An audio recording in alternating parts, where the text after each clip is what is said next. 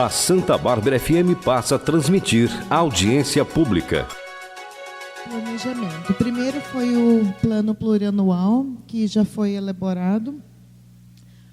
Depois, agora, nós estamos na Lei de Diretrizes Orçamentárias, que ela é uma parte do plano plurianual, né? O plano plurianual ele é dividido em 4 partes, e a primeira é a LDO. Depois da LDO, ela é extraído a LOA, que nós fazemos em setembro. O PPA ele é responsável por planejar as ações de governo durante os 4 anos. A LDO ela serve para orientar e ajustar as ações. E a LOA ela vai executar. Na LDO nós colocamos valores de forma mais genérica, porque depois no orçamento é que é feito o detalhamento de cada recurso, para onde vai, como é que vai ser utilizado. Todos esses formam as políticas públicas e os programas de governo. Então, quando é feito o PPA, é feito todo um planejamento de 4 anos, de todas as metas que o governo pretende atingir com as ações e os programas de governo. E depois, esse PPA é distribuído em 4 pedacinhos, né, que são as LDOs, e que depois vai para o orçamento de forma mais detalhada. As 3 peças, elas são regidas por a lei, né, a Lei 3.994, de 14 de dezembro de 2017, e ela serve para 4 anos. Então, ela está em vigência, né, de 2018 até 2021. A LDO é a que nós estamos fazendo agora, então ela está em elaboração e ela vale por 1 ano, que é o ano que vem, 2020. E a LOA também 1 ano, que nós vamos apresentar em setembro, que ela tem a validade de 1 ano. Aí nós temos os prazos, né? O plano plurianual nós já fizemos, né? Ele tem o prazo de encaminhamento para a Câmara Municipal até o dia 15 de junho, sempre no primeiro ano de mandato, e ele deve ser apreciado, de acordo com a lei orgânica, em 45 dias contados a partir do seu recebimento. A LDO, ela tem o prazo de encaminhamento para a Câmara até dia 15 de maio. E também consta na lei orgânica 45 dias para votação do seu recebimento.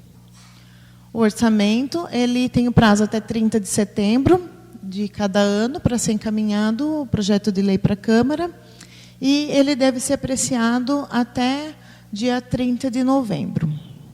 Eu queria só fazer uma observação com relação a esses prazos, porque assim, é importante para a gente que a LDO ela seja votada antes, né, do envio do orçamento, porque o orçamento ele é feito com base nas diretrizes da LDO. Então, quando a gente não tem essa lei votada, a gente acaba fazendo orçamento com o projeto de lei, né? Mas seria bom que a gente conseguisse que ela fosse apreciada dentro desse prazo ou no prazo que fosse possível antes da elaboração do orçamento. Então, uma das principais funções da LDO é estabelecer parâmetros necessários à alocação dos recursos no orçamento anual. Então, de forma a garantir, dentro do possível, a realização das metas e objetivos contemplados no PPA. Então, na LDO, ela vai dizer como vai ser elaborado o orçamento, de que forma que vai ser elaborado o orçamento, né? Vai ter as metas e as prioridades, onde vai ser investido as despesas de capital, os investimentos que serão feitos pelo município, vai, né, orientar a LOA, vai dizer sobre as alterações das legislações tributárias e estabelecer política de aplicação, que no caso do município não tem, né, mas como é uma lei federal que estabelece as regras da LDO, então os critérios são tanto para a União, para o Estado e para os municípios. Mas no município nós não temos agências financeiras de fomento. Então, portanto, isso não se aplica a nós. Mas, se estivesse prevendo alguma alteração na legislação tributária, a gente já deveria incluir na LDO. O ano que vem é o ano eleitoral, então, provavelmente, não vai ter nenhuma alteração. Na LDO também consta o anexo das metas fiscais. As metas fiscais é um negócio que ninguém nunca falava disso, né? E agora tem sido falado mais, né, pela mídia e tal, né? Então é importante a gente entender o que é esse anexo das metas fiscais. Ele tem o objetivo de demonstrar a condução política fiscal para os próximos exercícios e avaliar o desempenho fiscal dos exercícios anteriores. Então, se o município está arrecadando suas receitas, se ele está fazendo investimento, como está o equilíbrio das receitas e despesas, né? Então, ele traz as receitas e despesas totais, primárias, e o resultado nominal e primário. Os valores desses anexos das metas fiscais, ele deve ter um histórico do município e os objetivos da política econômica nacional. Na audiência, a gente traz as informações de forma mais genérica, porque os anexos do projeto de lei, eles são um volume grande, né? Mas lá, naqueles anexos, vai constar toda a estimativa da receita, da despesa e o anexo das metas fiscais. O cálculo para a estimativa da arrecadação do município, ele é feito considerando alguns fatores, né? Então, quando a gente sempre parte, quando vai fazer a elaboração da LDO, do PPA, e principalmente do orçamento, primeiro da receita. Então, a gente faz um caminho sempre da receita para a despesa. Porque se a gente fizesse o contrário, a despesa é sempre maior, né? Então, a gente tem que sempre prever a receita para depois projetar a despesa. Então, o que nós consideramos a princípio? Porque ainda nós estamos no mês de maio e nós fazemos depois uma revisão dessa previsão de arrecadação para o orçamento em setembro. Porque em setembro a gente já vai ter mais informações de como está a economia, né, de como está o índice de inflação, né. Hoje a gente tem uma informação ainda apenas de 4 meses do ano, né. Então, a gente faz uma previsão, porém, essa previsão ela é um pouco mais consistente na época do orçamento, que é em setembro. Mas, de qualquer forma, então, o que nós usamos para prever essa arrecadação, né, a receita? Foi considerado o cenário econômico nacional, que está flutuante, então a gente não tem informações precisas de como serão os próximos meses, então nós consideramos o cenário atual. E a projeção da inflação para o período, e o PIB nacional. Então, assim, a projeção de inflação do IPCA para 2019 é de 3,90 e o PIB de 1,49. Se nós analisarmos, assim, ainda que são informações positivas, porque nós tivemos aí no passado bem próximo, 2015, 2016, um PIB negativo de mais de 3%, né, que isso prejudicou muito a arrecadação dos municípios. Então, uma projeção positiva, ainda que pequena, porque o ideal seria acima de 3%, mas ainda que é positiva. Então, verifica-se que haverá no período alteração da arrecadação dos tributos, que são de competência dos municípios, assim como os aumentos da inflação e as isenções fiscais que impactam diretamente na arrecadação do município. Nós fizemos essa tabela para a gente entender um pouquinho o nosso cenário, o cenário de Santa Bárbara na nossa região, né? Nós temos aí grifado as informações de Santa Bárbara. Que, assim, a nossa arrecadação ela ainda é muito abaixo de cidades do porte de Santa Bárbara e cidades parecidas com Santa Bárbara. Por exemplo, a receita de 2018. Se nós pegarmos Hortolândia, que é uma cidade que tem um porte muito parecido de tamanho com Santa Bárbara. Mas ela tem uma arrecadação quase 50% superior à arrecadação de Santa Bárbara. Quais são as formas de a gente melhorar a nossa arrecadação? Tem dois meios. Ou através do aumento do PIB, que trazendo mais indústrias, né, e mais produção no município, e isso vai fazer com que o município tenha uma arrecadação de ICMS maior do que a gente tem hoje, né? Então, isso melhora a arrecadação do ICMS, ou através do aumento e melhora na arrecadação dos tributos.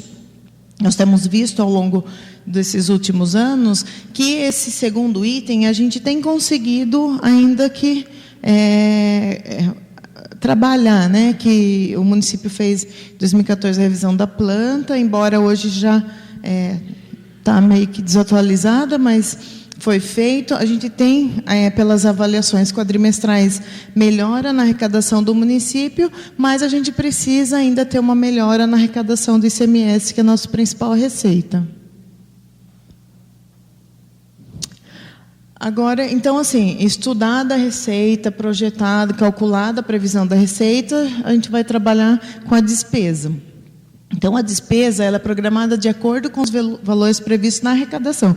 Quando a gente conversa com cada uma das secretarias, é difícil a gente conciliar tudo isso. Por quê?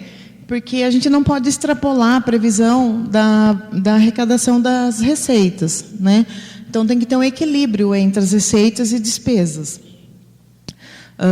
É verificado os índices previstos de inflação, os indicadores macroeconômicos, né, que influenciam no Estado e no Brasil todo, que vão influenciar na variação dos preços. E, além disso, tem as demandas dos serviços públicos ofertados, né? Então, aí tem as informações, que é do IPCA 2019, novamente, do PIB, e da variação do câmbio também, né, que é uma informação de 3,75 para 2019. Então, voltando lá nos anexos, né, das metas fiscais, nós temos dois demonstrativos que são obrigatórios, são relatórios que são padronizados pela Secretaria do Tesouro Nacional, e que o município tem que fazer a demonstração, embora são informações que muitas vezes são mais utilizadas pela União do que pelo próprio município, porque como todos seguem o mesmo padrão de relatórios, nós também somos obrigados a emitir o relatório de resultado primário e nominal. Então, resultado primário, ele vai verificar os gastos, né, excetuando as receitas e despesas não financeiras. Então, o que é uma receita não financeira? A receita não financeira, ela corresponde ao total da receita, menos as operações de crédito, rendimentos de aplicações financeiras e outras oriundas de empréstimos. E a despesa não financeira é toda a despesa, menos a despesa com juros e amortização. Então, aí o quadro do resultado nominal. Primário. O resultado primário, nós temos uma receita total, ele é projetado para 2 anos, né? Então, para 2020, é uma estimativa de receita de receitas primárias de 533.965.000 e despesa primária de 533.637.000. Então, resultado primário positivo de 328.516. O que é um resultado primário positivo? Ele significa que o município tem recursos para honrar as despesas não financeiras e ainda para honrar seus compromissos decorrentes de operações financeiras, né? Se ele não estivesse zerado, significa que o município não vai poupar recursos para pagar juros e amortização de operações de crédito. Ele não poderia estar contraindo operação de crédito e com déficit primário mais ainda, né? Que ele não tem recursos para pagar as despesas financeiras, que não é o caso do município. Nós temos um leve superávit primário, mas o município hoje consegue honrar com seus compromissos decorrentes de operações financeiras. O outro quadro é de resultado nominal. O resultado nominal, ele traz também as receitas primárias contra as despesas primárias, né? E nós temos no município um resultado previsto para 2020 de R$ 1.337.262. Então, o resultado nominal, ele demonstra a necessidade do financiamento do setor público. Quando se tem um superávit, significa que houve uma redução na dívida pública. Se o resultado é nulo, ele manteve o mesmo nível. E se ele for deficitário, teve um aumento da dívida pública. Aí a estimativa de receitas, então, para 2019, o nosso orçamento é de 493.829.000, e para 2020, 490.073.200. Há uma diminuição de previsão de receita de capital, porque o ano que vem último ano de governo, então a tendência é que sejam terminadas as obras, os investimentos que estão em andamento. Não há uma contratação de novos investimentos. Então, se compararmos com a previsão de ano, há uma redução de 32%, porque o orçamento, a LDO, ela vai dar diretrizes para o orçamento, e o orçamento ele vai ter que tentar chegar mais próximo do que vai acontecer no ano que vem. As receitas correntes estão um aumento previsto de 3,34%, porque é praticamente a inflação, né? Nós temos ali uma previsão de crescimento do PIB de 1,5% quase, mas ainda precisa ser confirmado até o final do ano para que a gente aumente mais as receitas correntes, porque senão o que acontece? A gente tem uma estimativa maior do que de fato vai acontecer, a gente tem um orçamento superestimado, isso não pode. O DAI tem uma previsão para 2019, que é de 86.124.000, e para 2020, 86.577.000. Seguindo a mesma linha da Prefeitura, tem uma redução de previsão na receita de capital, ou seja, a ideia é que se termine as obras que estão em andamento, sem que haja inclusão de novos convênios ou financiamentos, porque é o último ano de governo. As receitas correntes do DAI têm uma previsão de aumento de 4,17%. É um resuminho, né, das despesas por unidade. A Câmara tem uma previsão do ano que vem de 19.660.000. Esse é o que está no PPA, né? Depois, acho que no orçamento a gente vai rever, ver se vai continuar esse valor ou se vai ter algum ajuste. A Prefeitura, 469.739.500 e o DAI, 87.251.656. Então, na LDO, o valor total para 2020, ele está de 576.651.156. Esse valor para o orçamento pode ser que tenha uma alteração, porque a gente ainda vai acompanhar para ver como é que vai se comportar a receita e a economia durante esse ano. Um resumo também das despesas por unidade orçamentária, né, por função de governo. As maiores, como sempre, são a saúde e a educação, né? A educação aí correspondendo a 30% do valor total da despesa e a saúde a 29%. Depois tem o saneamento. O saneamento não está aí, né? Não, o DAI não está aí. Mas tem as outras despesas, como planejamento estratégico, obras e meio ambiente, que tem um percentual expressivo também de despesas. Então, assim, a LDO, embora a gente traga valores para ela, mas eles ainda são uma estimativa do que vai vir no orçamento, né? O orçamento é que vai detalhar depois melhor onde serão alocados as previsões de recurso. Essas são as informações que nós tínhamos a passar.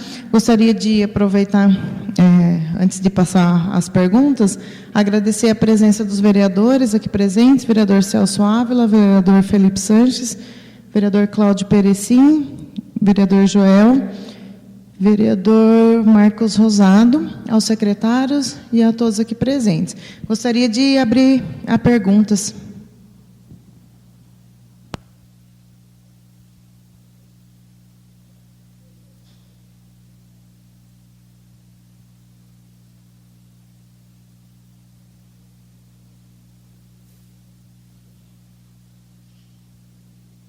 Bom, então, não tendo nenhum questionamento, a partir desse momento nós vamos finalizar, então, o projeto de lei e os anexos, e vamos estar protocolando na semana que vem o projeto de lei para apreciação dos vereadores. Obrigada a presença de todos. Você ouviu pela Santa Bárbara FM a transmissão de audiência pública.